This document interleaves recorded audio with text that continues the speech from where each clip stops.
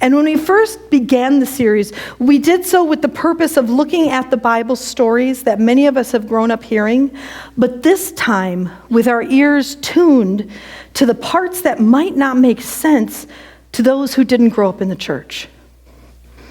And really, as it turns out, a lot of what we've been doing is discovering for ourselves the deeper meaning behind the stories we all thought we knew, so that we can better communicate the deeper truths in these pages.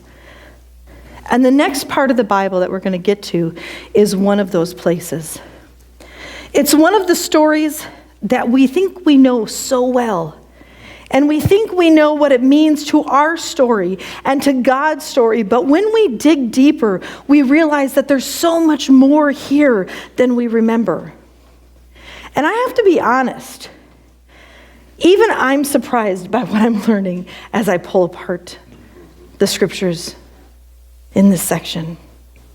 And it might be because I'm looking at these verses with the intention of learning how to better communicate my faith. Or maybe it's because I haven't preached this portion of the Bible before. But whatever the reason, I've sat at my desk for the past week, humbled and grateful for the fact that there is something new revealed every time I open the Word of God. So this week we're going to lay the foundation. Hey, where did the words go?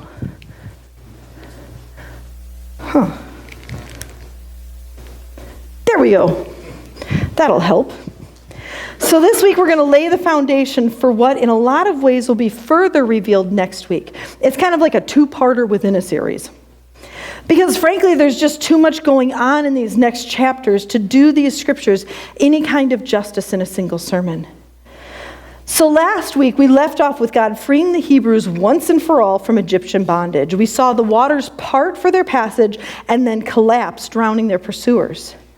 The passages that follow the triumph are ones of celebration, with Moses and his sister Miriam leading songs and worship, and we see those songs echo all the way through the rest of the Bible.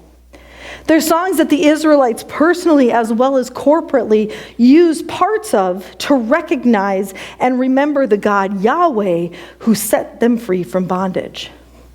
And the past few weeks have shown us something else, though. That is that God did not set Israel free for freedom's sake. He had a purpose in mind. And because we're part of this story, because we know that our part is near the end of this book that we call the Bible, but we still have a role to play until God's timing declares that God's plans will all be revealed, we know that the lessons that he has determined to teach Israel as they learn how to be God's people are also the lessons that we're to learn as we join the cloud of witnesses. So as we page through the next few chapters, after the children of Israel walked to the southeast, last week I said, gee, I should have had a map. Here we go, map. And now I get to use this. But it doesn't work real clear on the screen, but that's okay, you can get it. So here's where we're at. So they're walking, okay, let me just give you, this is the Sinai Peninsula. Okay, this over here is Africa. Right here is about where Ramses was, where they started walking. And up here, off the map, that's where modern day Israel is. So, I'm sorry, what? Oh, the Canaanites. The Canaanites are there right now. The Philistines are here. So as you can see, like when the people came out of Ramses, they're expecting to go, like straight through. But remember, that's where God said, if they face war, they might turn back. So God has them walking all the way down. And there's 3 different little sections here because we're not really sure where they crossed the Red Sea. And those are the 3 that are the most accepted possibilities. So there's 3 little sections here. And so they're walking down here, down here, down here, down here, all the way down to here is Mount Sinai at the bottom of the Sinai Peninsula. Okay, so that helps. I like maps. Okay, so what we're seeing develop in this journey is a rhythm for how God will provide for and interact with his chosen people. And we read miracle after miracle in these chapters. God provides water when the people are thirsty, and manna or bread that appears every morning on the ground outside their tents. All the details are attended to. The children of Israel are not forgotten. You know, it's so easy to doubt God when we're in a place of dependence. But we see here that even the day before the Sabbath, when God commands that the people not work, he provides 2 days' worth of bread for them. God made a way for them to do what he asked them to do in remembering the Sabbath. You see, what God requests of us, what God expects from us, God will help us accomplish. So we read that God's relationship with Israel is growing as they learn about their God and as God provides for them so that they can be known as the people who call on Yahweh. And eventually we reach Mount Sinai. Oh, too far. Well, I got a couple of fun slides today. Eventually we reach Mount Sinai.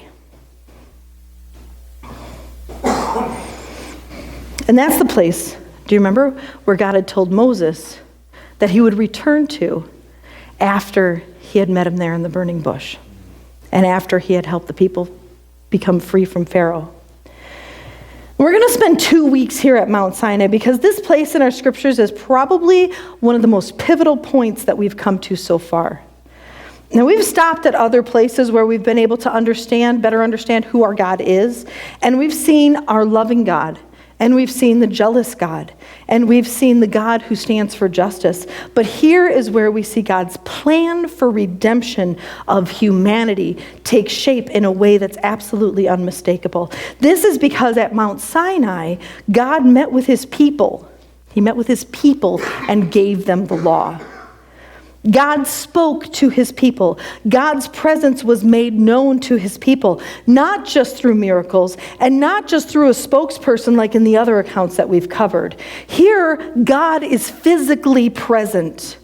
God is felt and heard and known by the nation who had been miraculously freed and now stood at the base of the same mountain where God had spoken to Moses through the burning bush. But before we talk about what happened at the base of the mountain, I want to talk a little bit about the law in general at this point in time. Because understanding this sets us up for a completely different understanding of these chapters from what we're likely used to. We live in a culture now where the law that we know has been known and established for generations. Most of us have always lived in a society where at least a valiant attempt at justice has been made. Not always successful, but we're trying, right? But for the ancient Israelites and the other people in this time, law and justice as a value was not assumed.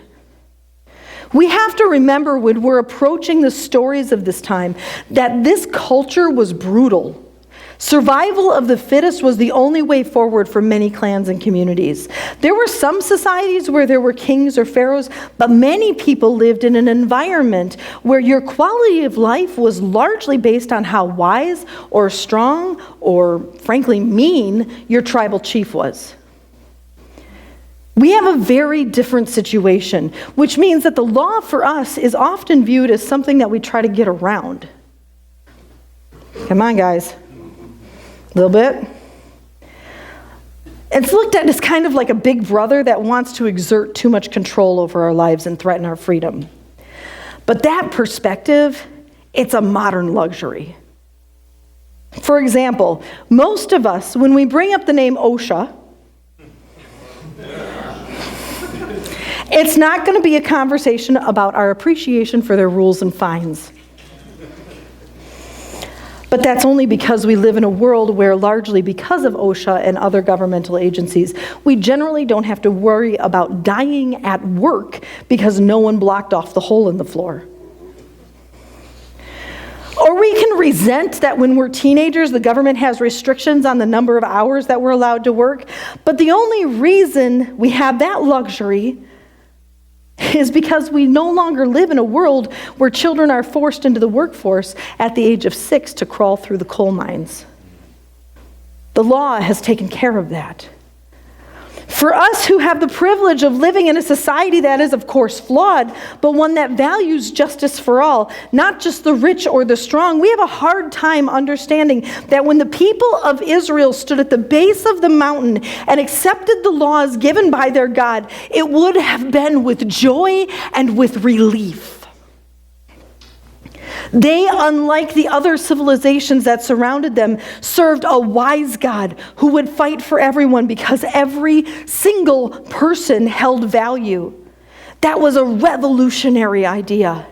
And we can look back and see now that the God of Israel, the God who values humanity enough to give them the laws and to teach them how to live and to interact with others so that they could develop a strong and just society, that's the reason we have the kind of world where we live in now.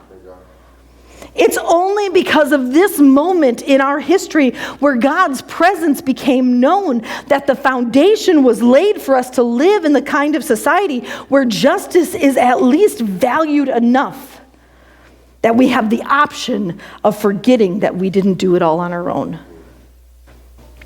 Now, I've mentioned the name Hammurabi before. Anybody remember that? No. Okay, so Hammurabi gives us a perfect example of how valued good law was to ancient peoples. So I'm going to switch over to this one, okay? Hammurabi was an old Babylonian Empire king around 17 to 1800 BC before the Israelites fled Egypt. And he was considered one of the wisest. In fact, his kingdom was so celebrated that all over his kingdom, and especially at the borders, he erected monuments called steles. That's these. That depicted him, now get this, he's up there receiving the law from the sun god, who is also considered the god of justice. And then underneath that picture, you can't see it very well, but there's like over 4,000 lines.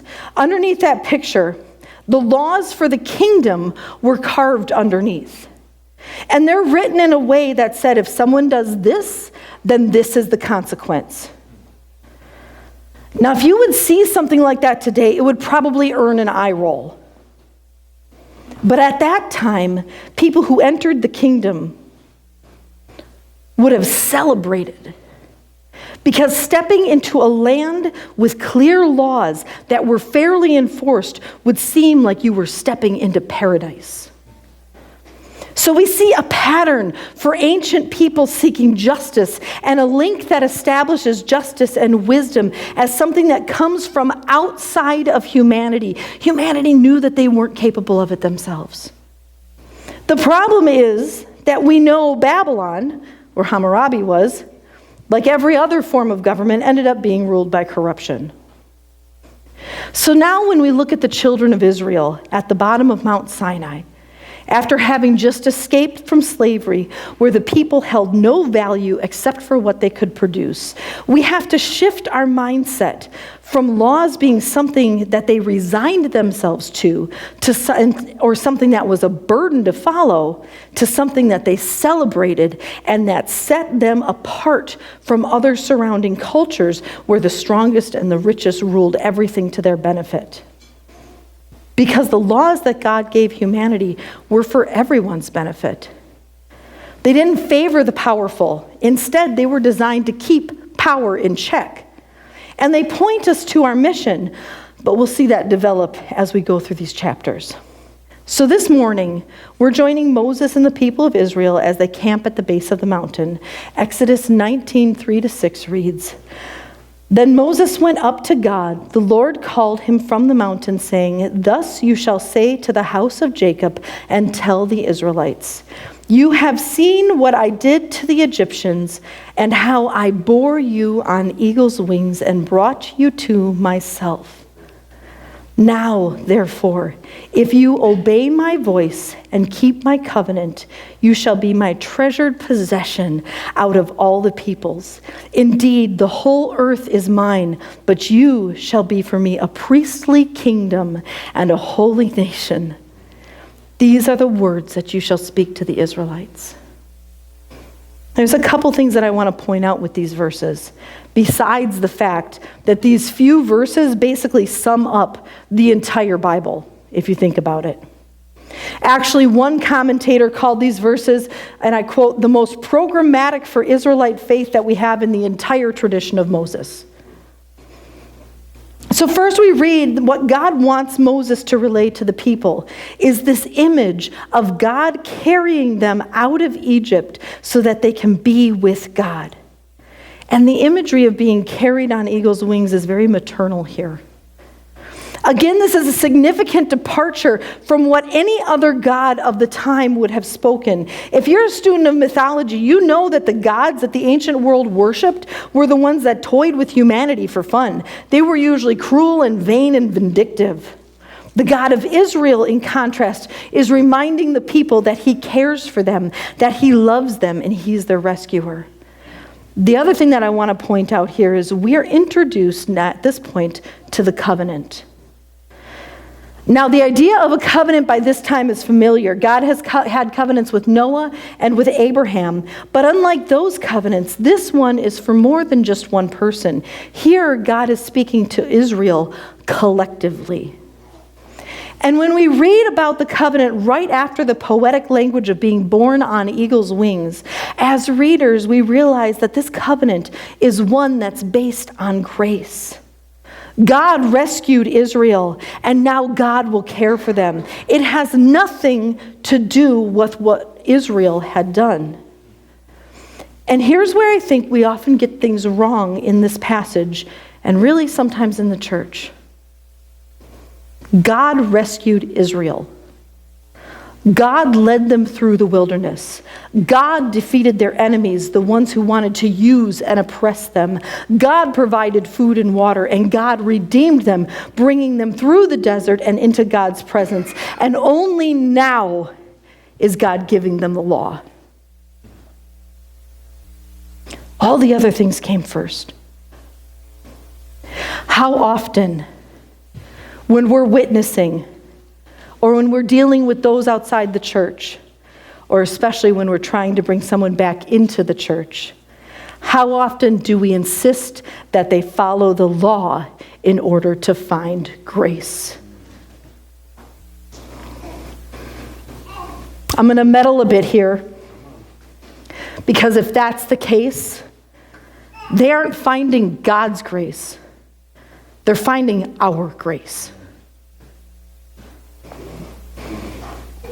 God's grace doesn't have the law as a price tag on it. It's freely given. God freed the people, met their needs, and only now are we standing with them at the base of Mount Sinai where God will give them the law. And the law isn't so that they can continue to earn God's attention. It's so that they learn what they need to do so that God can dwell in their presence. We, as the church, are not the dispensers of God's grace. We are the humble recipients of it, whose only job is to proclaim what grace has done for us. As long as we're meddling, let's keep on going for a minute. How often do we mix up a relationship with the church for a relationship with God? A person could sit in these pews for decades because that's what they think they should do. And they could be in good standing with the church. They could volunteer and they could pay tithe. They could treat others well. But none of that is a relationship with the God who rescues on the wings of eagles. The law is more than an instruction manual for a good life. It's a sign of a covenant between God and humanity. And God says that if the Israelites hear and obey his voice, out of all of the people on earth, they will be his treasured possessions. And the words treasured possessions here mean so much more than what we read on the surface. In the Hebrew, this is actually one word that has royal connotations. It's not like a child's favorite toy or even the taxes that a king collects. A treasured possession is like the king's personal property that the king has chosen for himself. The treasured possession holds value that can't be counted. And if you notice, God connects the status of being a treasured possession with the Israelites' willingness to listen and obey his voice. Actually, the words hear and obey are also the same word in Hebrew. Being God's treasured possession is a choice, which means it's something that we have to decide to do, something we have to decide to want. But if you notice, this choice also means that being God's people is not limited to ethnicity. Peter, much later after Jesus introduces the new kingdom, reminds us while speaking to both Jews and Gentiles in 1 Peter 2:9, "But you are a chosen race, a royal priesthood, a holy nation, God's own people, in order that you may proclaim the mighty acts of him who called you out of darkness into his marvelous light." God's own people, for what? A purpose, in order for you to proclaim. So all the way back at the first covenant with Israel, God is paving the way for all people to belong to him. And for those of us who do belong to God, we'll be part of what God calls the priestly kingdom. Think about that. An entire kingdom of priests. An entire kingdom of people who steward the relationship with God. An entire kingdom of people who seek God's will and work for the ends that God sees. An entire kingdom unified in their gratitude and in their purpose. This was unheard of.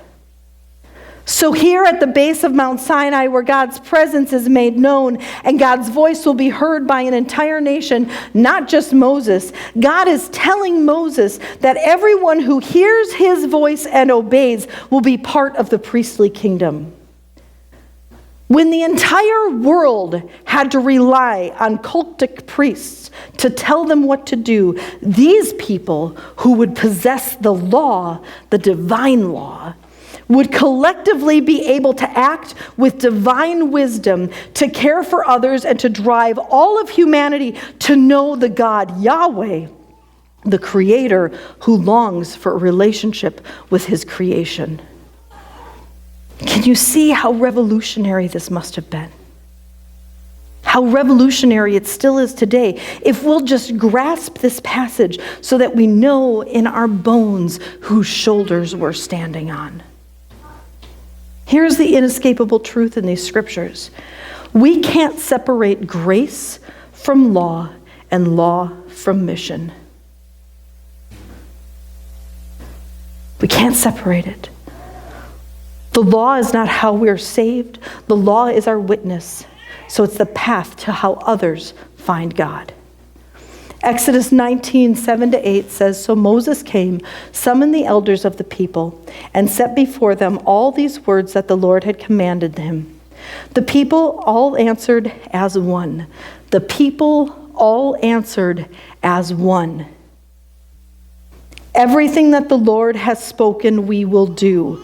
Moses reported the words of the people to the Lord. We don't have very good comparisons for what a covenant would be in our context. We can speak of contracts, but that really doesn't cover it. The closest thing we probably have is the idea of a marriage. And this imagery is used elsewhere. We read in numerous places in the New Testament that the church is the bride of Christ. So the comparison works a little to understand it here. So in this instance, what we see is God as the bridegroom and Israel as the bride. And we see the agreement take place. God tells them he will care for them, and under God's care, they will become a kingdom of priests, representing God to the other nations. Again, we see this idea of their belonging to God can't be separated out from their purpose. And then we see the people agree. For the next few verses, we're told that the people spend 2 days consecrating themselves for the moment they'll meet God. They bathe, they even wash their clothes. They do this, which wouldn't be easy when you're living in tents, right?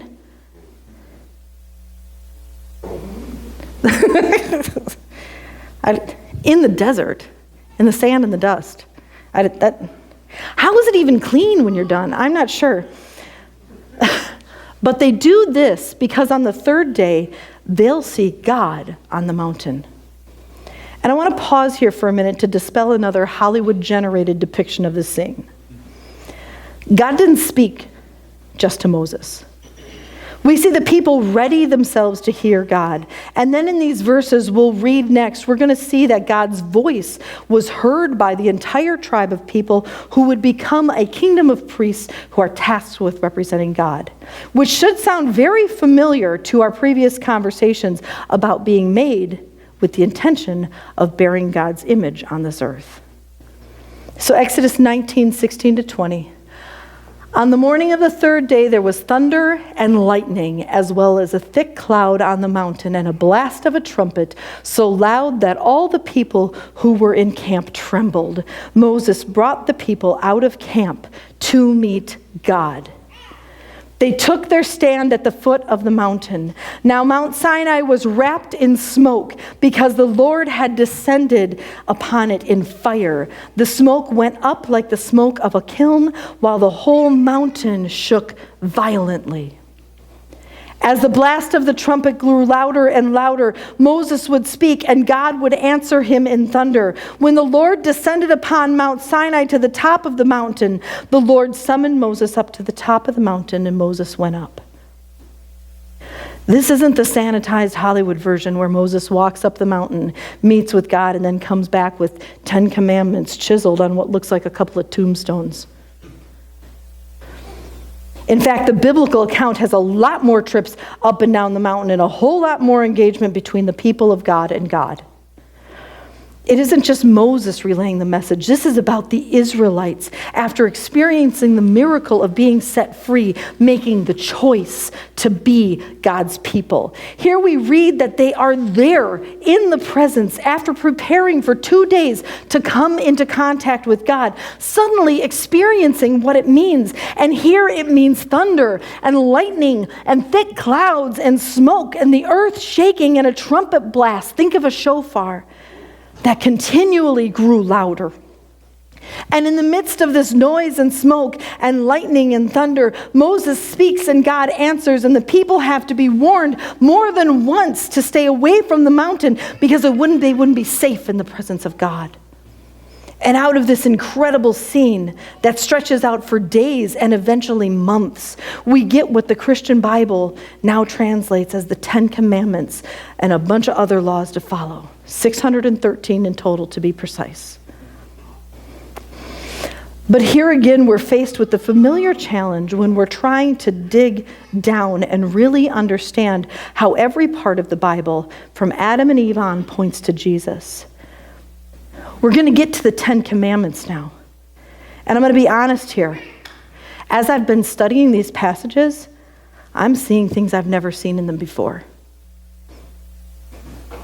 And in my sermon preparation, I'm listening to sermons from other pastors, and I'm reading commentaries, but I'm also digging into how the Jewish tradition understood these verses, because there's a richness in there that deserves to be explored.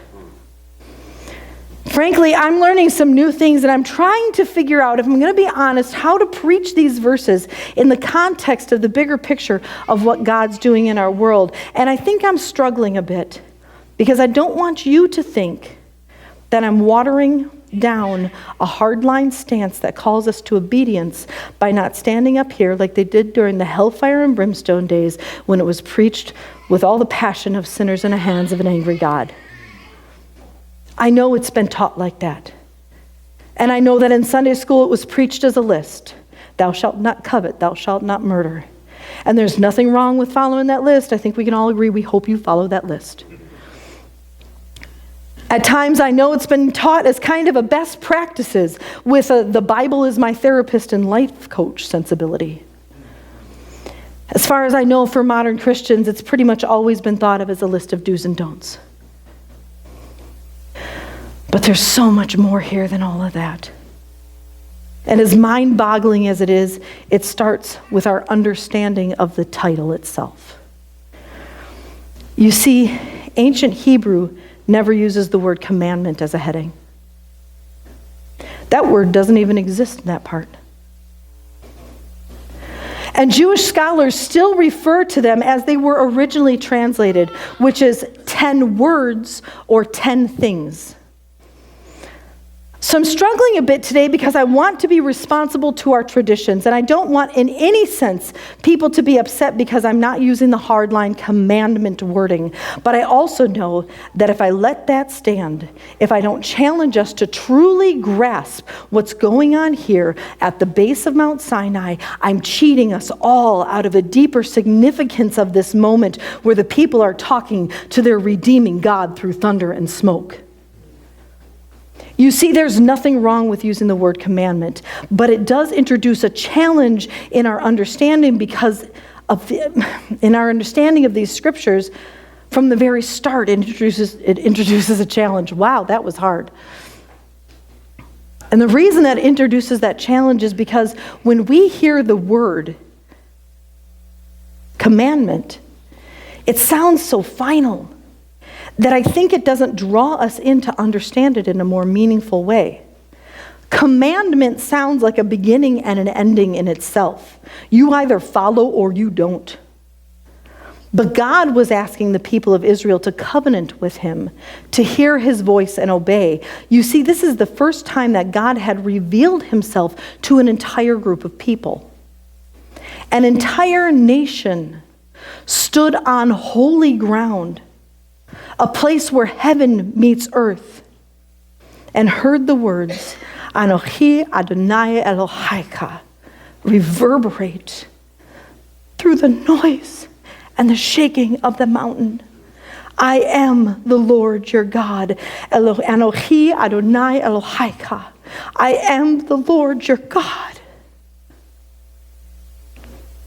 Suddenly, for the first time in history, there was no guessing as to who or what God was. There was no room for other gods. And unlike other religions that are based on one person's revelation, in the blink of an eye, all history took a turn because God revealed himself to an entire nation for the purpose of having a relationship with them and covenanting with them to redeem all of creation. You see, this can't be just a list of do's and don'ts. It still calls us to obedience, don't get me wrong. It still requires sacrifice and living in a way that's foreign to human nature. All of those things are in play, but instead of being the end,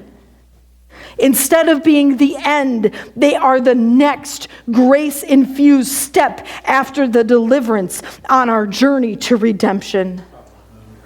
And that's where we've gone wrong for so long. We find a simple way to communicate truths to others, and then we rely on those sound bites and we forget the depth in our own heritage. We put what we call the 10 Commandments on the courthouse. I'm going to ruffle some feathers here. We put what we call the 10 Commandments on the courthouse, and we think that action means we won. And we now live in a world where God's law will be respected and obeyed. And when they want to take them down because they don't understand the heritage that we don't even understand anymore, we rally. And then they get mad, and then we get mad. And we wonder why they can't see it, and they wonder why we're so mad, because removing 10 rules off a wall doesn't mean that the laws are abandoned. And it boils down to this. We have made the image of these 10 laws a substitute for the covenant that they actually stand for. And in trying to raise them up so that they are in the sight of people who have not experienced the deliverance that came before the law, we have relegated them to a lower status than they should have ever had. In seeing these and promoting these as do's and don'ts, in failing to communicate the importance of them beyond the fact that they are a list that we follow because God told us to, in turning them into something to be argued about whether or not their image is displayed, we have turned them into a finish line instead of the starting line where our covenant with God began. A starting line for the relationship that God longs to have with humanity. Now, I'm not saying that we shouldn't have the 10 Commandments displayed in the courthouses. That's not what I'm saying at all. It's wonderful if they can be there. It speaks to humility in the law. It's what it should speak to, is humility in the law. It reminds us of what the ancients have known all along. Wisdom and justice are not human inventions. But having them displayed for people who do not want a relationship with God was not the intention when God covenanted with Israel and gave them the gift of the law. Worship team, if you want to come up. And this is where we have to shift our thinking. It's not working. That's all right. Our end goal is not to display what we call the 10 Commandments for people who are not Christians to read. That's not our end goal. Our end goal is to live as God's people, freed by grace under the wisdom of the law, our obedience being the testimony of a people who have a relationship with the God they serve. Our end goal is to let our lives be a witness to the goodness of our God so that others will be drawn by our example. And our end goal is to make ourselves holy by following the laws so we invite God in. So next week, we're going to tackle what we call the 10 Commandments. And I'll tell you right now, what we take away from those verses is going to be both challenging and inspiring. We're going to see the things in the law that I'm pretty much guarantee you haven't heard before. But this week, I invite you to stand if you're able and you want to. I want to end in celebration. We're at the beginning of a new year, 2025. In 2024, we began to lay the foundation for understanding God's word in a way that inspires us to continue to seek God and to demonstrate to the people in our circles who God truly is. In 2025, we're going to continue to build. We have a lot of exciting things coming up this next year that we're going to be revealing over the next few weeks. But for now, I want to celebrate because our God is the God who frees, who guides, and who redeems us.